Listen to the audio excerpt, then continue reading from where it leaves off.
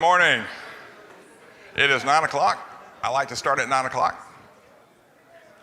It drives my family crazy, by the way, that I like to be on time. Okay, good to have everyone here. If you're joining us via whatever you wish to call it, it's good to have you with us as well. All right, last week we were talking about Paul's was on his journey back to Jerusalem. We know, we've read ahead, that he'll be attacked by the Jews and eventually sent to Rome. So that's where we are within the book of Acts. I should have told you, we're in the book of Acts. And so we have the Spirit through the disciples at Tyre. This is in chapter 21. Should have told you that as well. Chapter 21. The Spirit through the disciples at Tyre was telling Paul not to go to Jerusalem. But Paul ignored them and traveled on down the coast in Caesarea. There's my map. In Caesarea, a prophet from Judea named Agabus said to Paul and those present that Paul would be bound by the Jews and delivered to the Gentiles. They begged Paul not to go, making it heart-wrenching, that's my word, for him. But he was prepared for the cause of Christ to be imprisoned or killed. And so he was in Tyre here and went down to Caesarea on his way to Jerusalem. That's where we are. All right.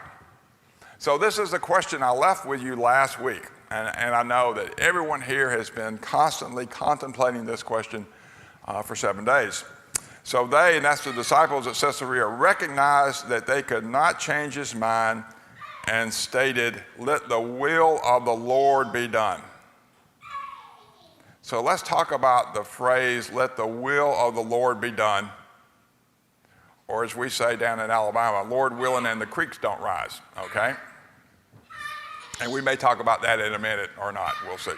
All right, seems to me, and in this case, even the disciples at Caesarea, they tend to use this phrase when they have decided what it is that we want is not going to happen. Okay? Is that what we do? Is that the proper attitude to use toward this phrase? I guess maybe the first question I should ask, do we use this phrase in some form or fashion? Okay. All right. So what is the proper attitude for using this phrase? Owen. I'm sorry, say it again. Think about Joseph, okay. Okay. So you're thinking of Joseph, and that all the bad things that happened to Joseph was the Lord's will, so that he would be in position to take care. I'm going to call it the 70. He may have been included in 70. I forget. But when they had need, and then the long term was to be able to flourish in Egypt, and then be ready to go to the promised land, even though they weren't actually ready. Okay? Anyone else? Esther, it's clearly stated by Esther's father that basically God has put you here for this opportunity. Basically, in a nutshell, he states if we don't do it, God's will be done regardless. Okay. All right. And I think Paul's is the same, that people may have encouraged him not to go, but he knew through the Spirit and whatnot that if he could go, God's will would still be done. But in that regard, it was Saul or Paul that was going to fulfill it. Okay, God's will be done regardless, okay? Y'all going a lot different direction than what I was going, but okay, that's fine. Yes, sir. It said, don't say that you're going to do so-and-so, but if it's God's will, you will do that. Okay, so you're saying we will plan something if it's God's will. That's what the Bible says. Okay, all right. Ralph? Really what it was saying is, we don't want it to happen, it's going to happen, we're going to have to live with it. Okay, so it's acceptance then, is what you're saying. Okay, one way. Orrin, do you have a comment? No. Okay, Orrin doesn't have a comment, but this morning I was talking to Orrin, and he said, Marge is coming for services later. And he said, and last week she was hoping that she could come. And so he said, last week, if it was the Lord's will, she was going to come. But this morning, it's Marge's will that she's going to come. Okay. That struck me as interesting. A lot of things strike me as interesting. Anyone else?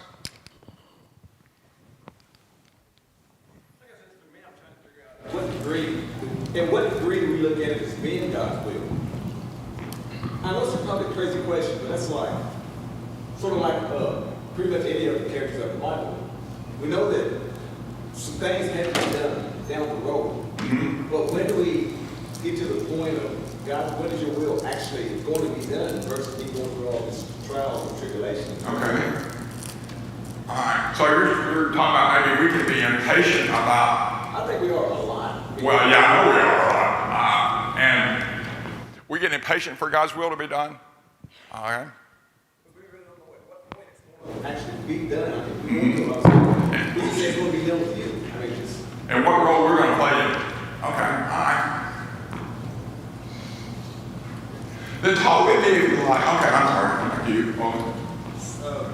And I appreciate what he's saying, but we often dwell on the negatives. Dwell on the negatives. The will of God is positive. Okay. You know, Expand on that a bit. The will of God is positive. well, sometimes we're blessed. It's not always trials and tribulations that we go through. Sometimes he puts blessings to us. Okay. And sometimes you have to accept that's God's will. All right. Okay. Work. Go. I finally found it, James 4:15. You ought to say, if the Lord will, we will live into this or that. Okay. All right. I did not doubt the accuracy of your earlier comment. That's very good. All right. Tie all this in, if you will, for me, to man's free will. So, we'll use Paul. Paul was going to Jerusalem. I'd have to go back and look whether or not the angel of the Lord told him or the Lord told him or whatever. But he was going to Jerusalem. He was destined. That's an interesting word. Was that his free will? Go like this. That was his free will. So how does our free will work within God's will? Yes, sir. I think it's a counterbalance. Multiple times in Scripture, we see that the mind of God can be changed through prayer and the actions of others. And what I mean by that is there's several different times in Scripture, like when you look at the bartering that Lot had with God. If I can find 5 righteous people, will you spare the city? And God said yes. God was going to destroy the people that he just rescued from Egypt and told Moses, I'm just going to wipe them out and start all over. And Moses is like, hold on, wait a minute. You shouldn't do this because, and he stated his case, and God spared the people. Multiple times, prophets and different mechanisms has changed the mind of God to where his will is still done, but he's letting man take part. And I think often through prayer and supplication and things, we can request things of God. God's overall big picture will still be done, but sometimes he may or may not grant our request. Okay, overall will. That's The more we study what God's will is in the Bible and what he wants for us, the more we align our will with his. okay. So we have to study the scriptures so that we can better align our lives with what he wants it to be. Okay, I like that. He said what I was. He said we used it. Okay. Let me ask you this. Does the Lord have a will for what I have for lunch? I would say no. Okay. He may have some parameters, about something that may be inappropriate. If you've got high cholesterol, he doesn't want you to eat a burger. Well, and he wants me to take care of myself. I understand that. And let's not get personal. I'm just, all right. We could make maybe the supposition that I should not eat blood for lunch. Okay, if we go back to that earlier scripture that says as Christians we shouldn't eat blood, and I'm not looking to get into that discussion again, but outside that way. So my free will has some range, okay? And God's will is it more or less a bigger picture than a smaller picture? I mean, I have had people tell me that when they go to the grocery store, they ask for God's guidance on which can of peas they buy. Okay, I think that's taken a little bit to the extreme. All right. But as you said, I think we need to ensure that within God's parameters, his guidelines, his instructions, okay, that we conform our will, our decisions to his. Yes, sir. I think about the man that was born blind at birth, Mm-hmm. and Jesus healed him. He was an adult by this time, but he said it was God's will that he was blind until this time so that he could perform that miracle. And so he became, It was a negative, most of his life. right, most of his life. And Okay. remember that in the Bible, when it talks about what God's will is for people and how it affects the choices they make, it is only in the context of how it affects God's will for revealing himself and his plan. So God's plan for what job or career I have or who I marry or other things like that, it's not necessarily that God is acting in, no, we can't say that he doesn't, but remembering that when he talks about acting in people's lives, that it's all about revealing his plan for the church or salvation or things like that. Not just, I want this individual person to live in this part of the country for a random reason, Yeah. There's a purpose behind it. But a lot of those choices can be based on your free will. But when you make those choices, it needs to be toward the goal of being a better disciple for Christ. Whichever choice you make, however you go, you can choose to be a university president. You can be a groundskeeper on a campus. But either way, you can further the cause of Christ, right? And if you're not doing that in that choice, then that's probably not the best choice. It would be difficult to be a bank robber, okay, and further the cause of Christ. I mean, they're just a little bit counterproductive, and I just pulled that one out of the blue, and I could probably find a better one. But you see what I'm saying? So as we look at, and this was our original question, if anyone can still remember, not just go out. Am I still good? All right. We're talking about our wishing the will of the Lord, and I've talked so much that I've let my computer go down. All right. These are the things I wrote down. As we say, let the will of the Lord be done, we have to remember that God's in charge, right? God's in charge. And he gives us free will, and he does not override it. And I know we can, talk about Pharaoh and that sort of stuff, but does not override it. I wrote down, we are mortal beings, at least our physical bodies, and certain natural rules apply to our life. Okay. Those of you who are still young, you haven't quite figured that out yet, but the rest of us, hey, things are starting to deteriorate. That's just natural the way it goes, okay? We are impacted by our choices and by the choices of others, either in the present or in the past. So God may have a will, but I may make a choice that is contrary to God's will, and I will pay for that choice. I will pay for the choices that other people make. Okay, when I drive down Taste Creek Road on the way home, and I don't know if you've been down Taste Creek, but it's not a particularly wide road. If the guy coming toward me is impaired in some way, hey, I can be impacted. And you all live in Kentucky, you know what the roads are like, right? They were wider in Alabama. They just were. I'm sorry. All right. And I wrote this one down. This is sort of what y'all have been saying. God has laid out his desires, but not his dictates. That is his big plan for the way in which we should live our lives. And by doing so, I think this is your point, provides the maximum fulfillment for our lives. You like that? If we obey God and follow his will, we will have the maximum fulfillment in our lives. In other words, we will accomplish as much. I wrote down the word enjoyment, then I crossed it out. But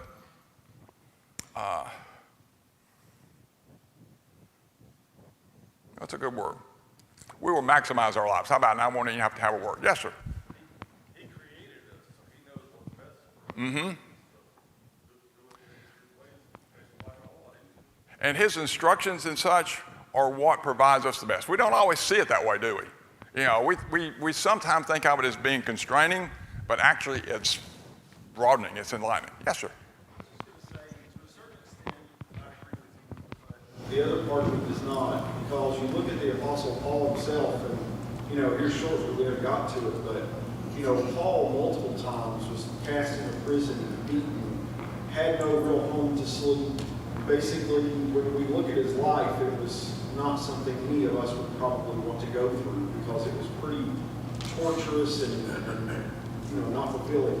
Paul himself even said, to die is gain and to live is Christ. So if you look at some of the lives of other people in the Old Testament and New Testament and how they died and suffered for the cause of Christ, God's will be done, but I don't think that our happiness is always going to be in it. I didn't use the word happiness. No, Well, happiness is a different term entirely. Or enjoyment. Take your time. Okay, and that's why I hesitate on enjoyment. You know, I hesitate on any of those things that are externally motivated, I guess, or an external stimulus. It's that internal, it's that contentment. And I actually consider joy to be internal, whereas happiness is external.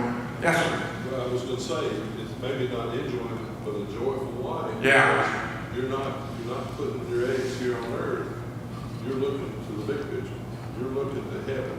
Yeah. And if you look to that and you live your life according to God's will, then you're going to have a joyful life.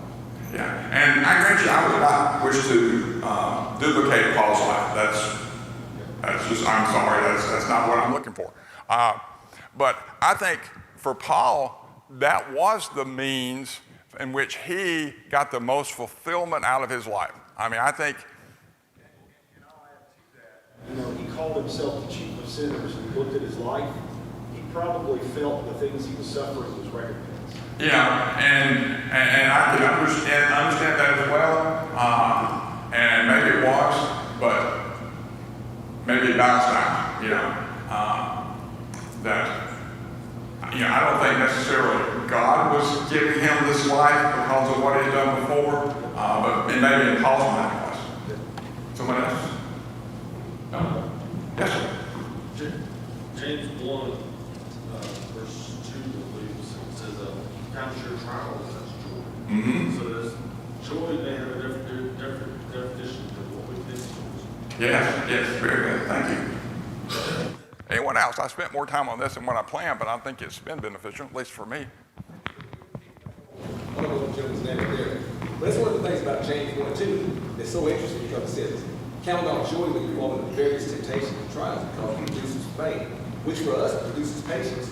So with the will of God, I mean, that benefits us to the utmost. I mean, sometimes we might not like the things, whether it's the good things or the bad things, but it produces joy. And we have to realize that what I'm doing is not for me, but it's for me to get to where, God wills. Yeah. That's our purpose. Very good. So the things that happen to us are for God's will, for us to further God's cause. Very good. Thank you. So one thing I wanted to add was, just for Google, for thought, is there in Acts chapter 9 of the conversion of Paul, God himself says in verse 16, I myself will show him how much he must suffer for my name's sake. Yes. All right. Very good. Thank you.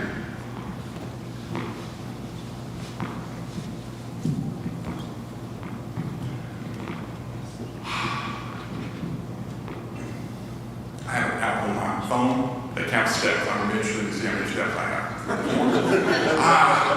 Okay. Continuing in chapter 21, down at verse 15.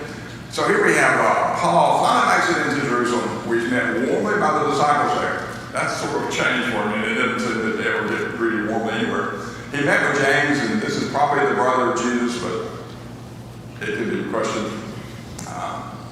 We do a study on Monday night by video, and we're in Acts as well. And we spent a good bit of time talking about who the various Jameses were, and didn't really come to any conclusions.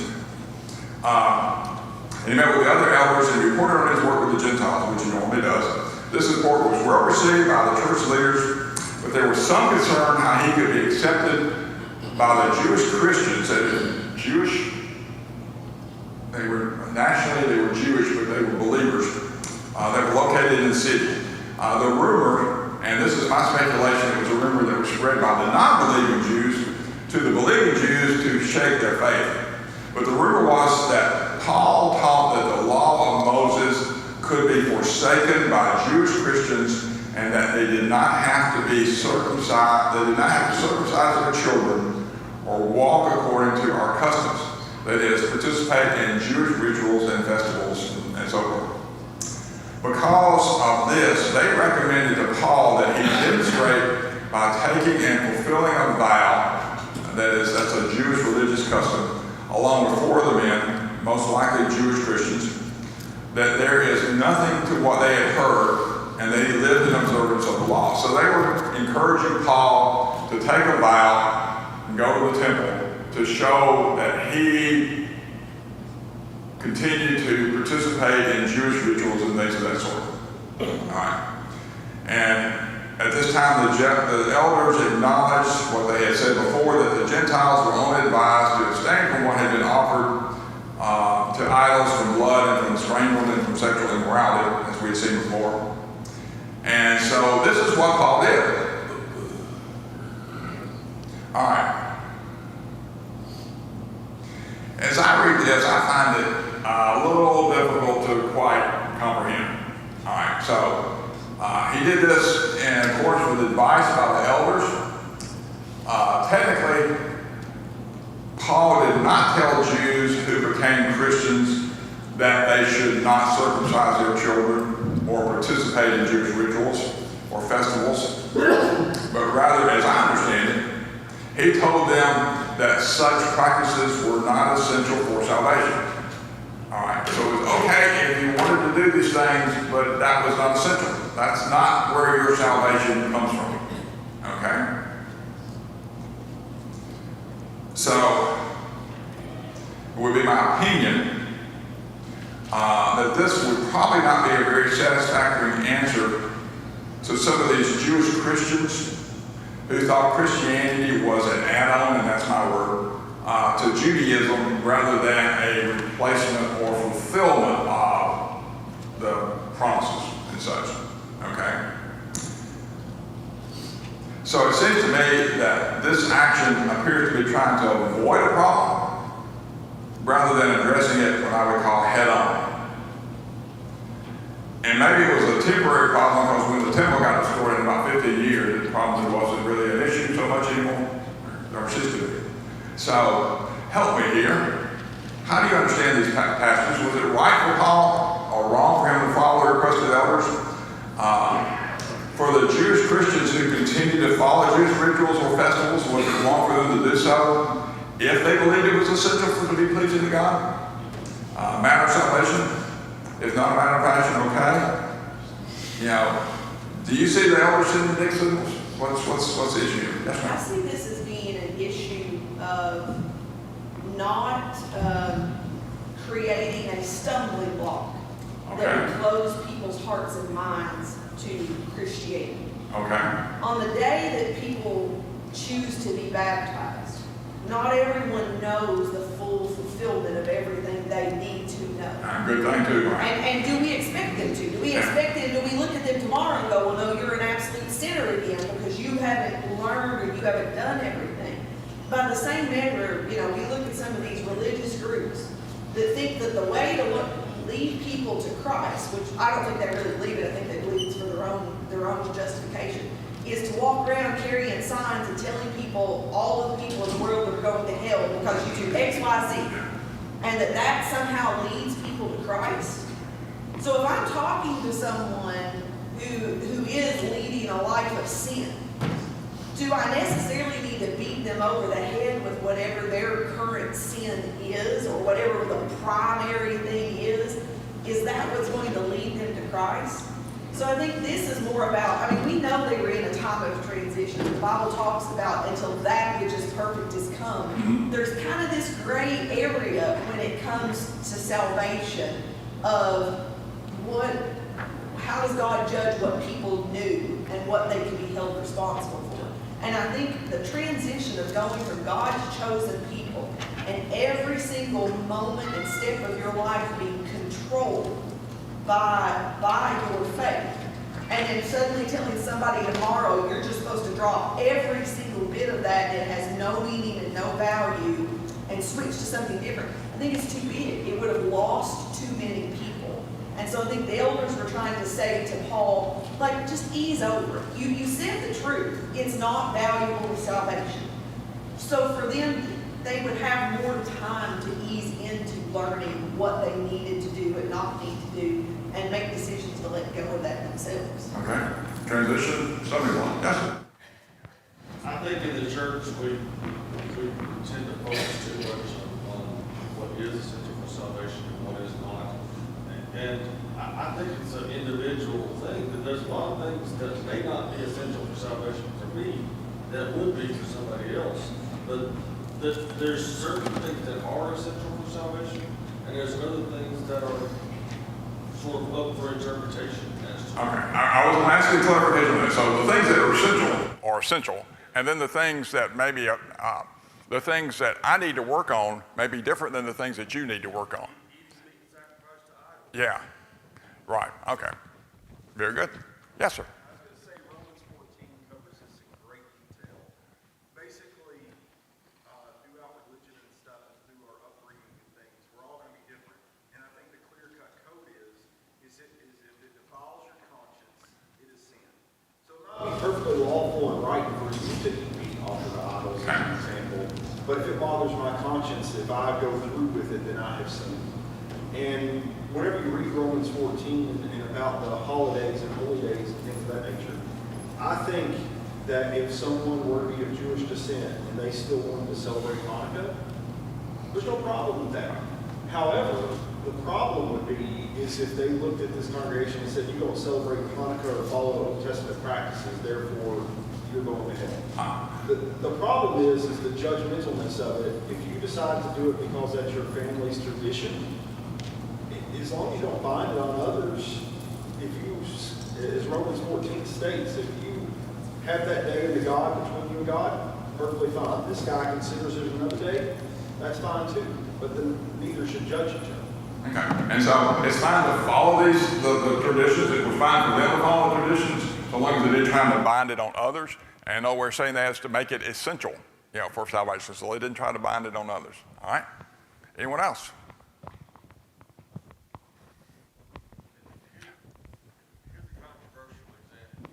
That's what I want, a controversial example.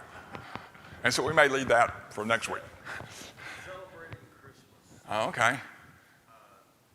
Some people say it's not, we don't need to celebrate Christ's birth. And other people think it's pretty important that we celebrate other people's birthdays, so why not celebrate Christ's birth? And yes, it is biblical that there is no religious holiday. But if we want to put a star on top of our Christmas tree, that's an individual choice. We have the Christmas tree. But for me, anything that causes the world to concentrate on Christ for even a short period of time is not bad. Is not bad. Okay, thank you. All righty.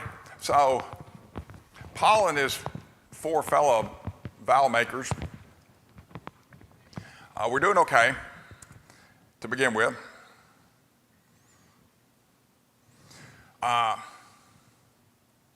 So they made it through about 7 days, seems like. But on the seventh day, some Jews from Asia, and these were not believing, these were not Christian Jews, these were Jewish Jews, saw Paul and recognized him because they had earlier seen him in Jerusalem with a non-Jew. And they assumed, never assume, that's a family joke, by the way, that he had brought this person into the temple contrary to the law. That is, he had defiled the temple. And so they just had a hissy. These men got everyone in the city all stirred up. They dragged Paul out of the temple. They shut the gates and locked them so he couldn't get back in. I thought that was cute. And before they had a chance to kill him, not before they had a chance to beat him though, the Roman garrison leader heard all this commotion. You may recall that the Roman garrison, they built their headquarters right outside the courtyard of the temple, and they had like steps coming down. So they heard what was going on, and so they hurried on down their steps, and his soldiers took Paul away from them. He pulled him away. And being unable to learn from the crowd the nature of the complaint against Paul, he had him taken into the garrison where he planned to beat Paul. So Paul was going to be beaten by the Jews, or he was going to be beaten by the Gentiles, but it just seemed like Paul was just destined to be beaten, going back to the other comment we had. But this time, Paul, after being removed from the mob, identified himself and asked to speak to the crowd. And then what he said is in chapter 22. So we're moving on to chapter 22. And he makes his defense speaking to the crowd in Hebrew, which kind of surprises the Romans because they thought he was somebody else.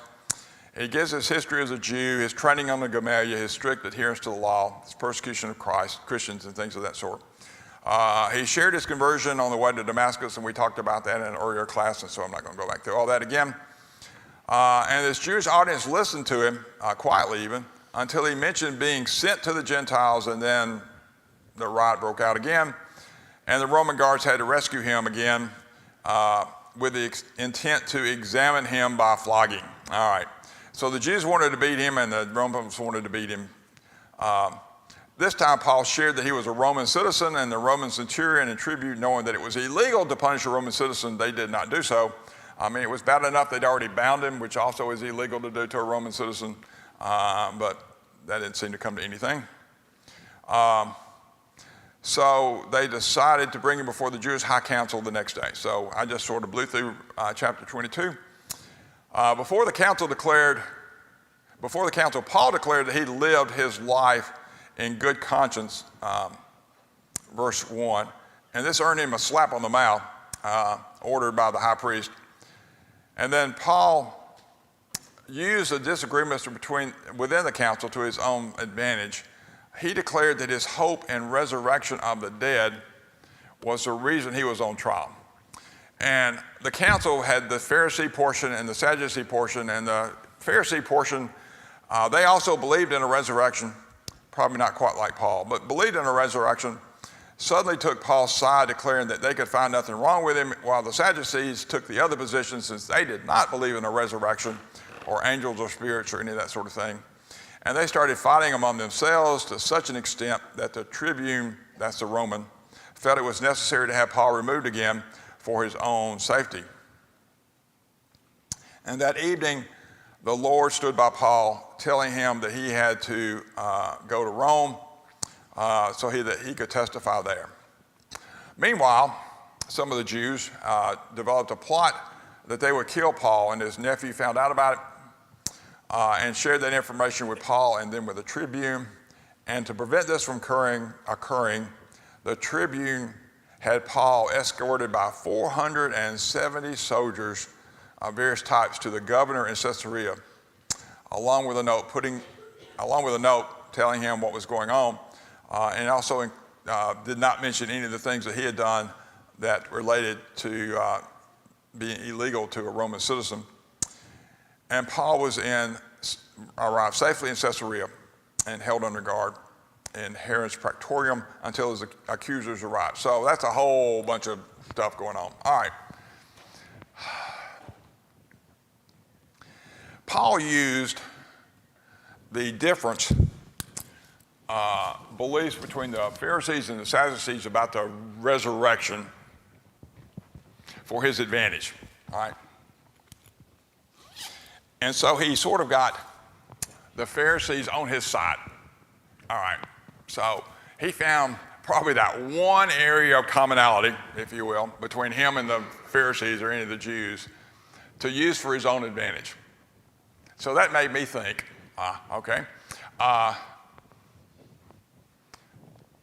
do we have opportunities, or should we use opportunities to find commonalities with other groups from which we may have other spiritual disagreements with, for cooperation, for compromise, I'll let you fill in the word. You understand the question?